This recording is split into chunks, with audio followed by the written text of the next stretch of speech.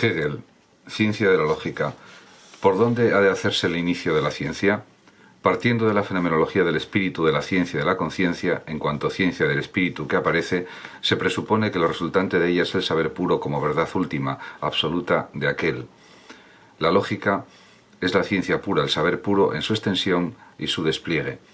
El saber puro es la certeza convertida en verdad, o sea, la certeza no enfrentada ya al objeto, sino que lo ha interiorizado y lo sabe como siendo sí misma, y que igualmente del otro lado ha abandonado el saber de sí como saber de una cosa enfrentada a lo objetual, sin ser sino la aniquilación de éste. El saber de sí se ha exteriorizado y forma unidad con su exteriorización.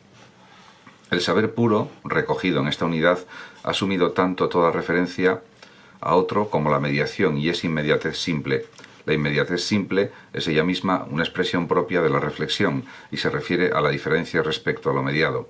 En su expresión verdadera, esta inmediatez simple es el ser puro, o el ser en general, ser nada más, sin ninguna determinación y planificación ulteriores. Esta mirada retrospectiva sobre el concepto del saber puro es el fundamento del que el ser proviene, a fin de constituir el inicio de la ciencia absoluta. O bien, en segundo lugar, a la inversa. El inicio de la ciencia absoluta tiene que ser el mismo inicio absoluto, nada le está permitido presuponer.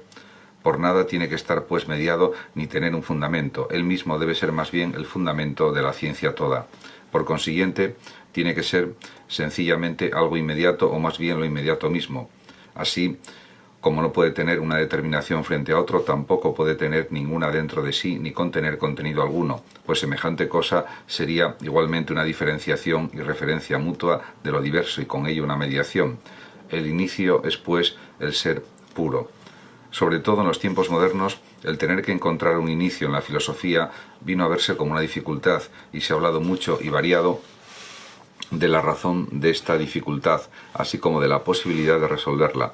El inicio de la filosofía tiene que ser o algo mediado o algo inmediato, y fácil es mostrar que no podrá ser ni lo uno ni lo otro, con lo que una y otra manera de hacer el inicio encuentran su refutación.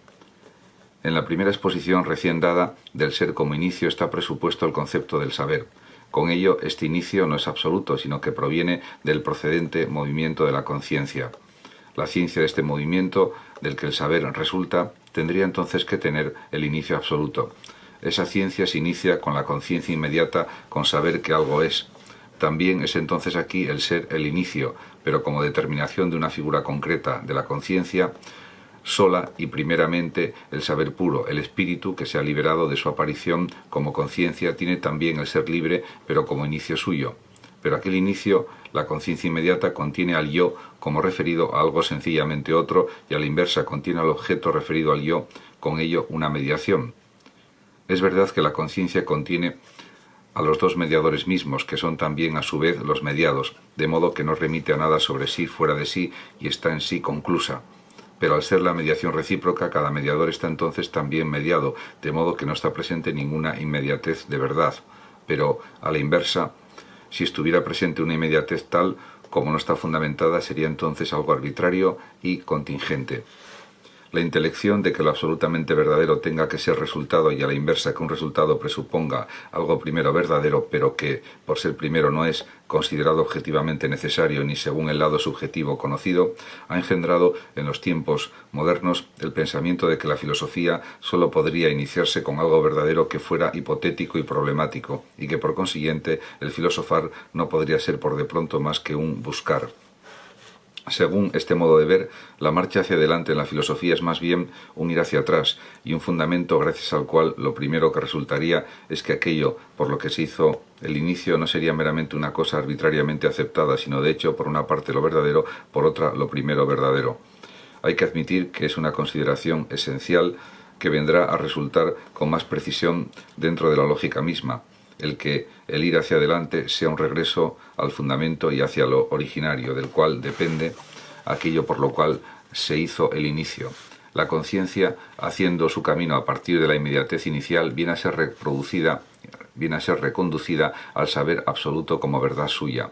Esto último, el fundamento, es pues también aquello a partir de lo cual brota lo primero, que entró por de pronto en escena como algo inmediato. Así también el espíritu, al final del desarrollo del saber puro, se exteriorizará con libertad y se expedirá en la figura de una conciencia inmediata, como conciencia de un ser enfrentado a ella como un otro. Lo esencial no es propiamente que un puro inmediato sea el inicio, sino que el todo sea una circulación dentro de sí mismo, en donde lo primero viene a ser también lo último y lo último también lo primero.